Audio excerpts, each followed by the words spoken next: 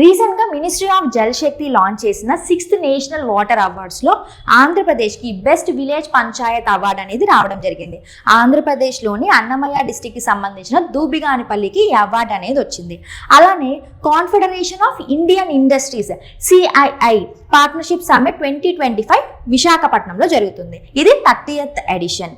And Telangana related news చూసుకున్నట్లయితే రీసెంట్గా ministry of coal launch చేసిన స్వచ్ఛత స్పెషల్ క్యాంపెయిన్ 5.0 ఇందులో బెస్ట్ పర్ఫార్మింగ్ కంపెనీగా తెలంగాణకు సంబంధించిన సింగరేణి కాలరీస్ కంపెనీ లిమిటెడ్కి ఈ అవార్డు అనేది రావడం జరిగింది.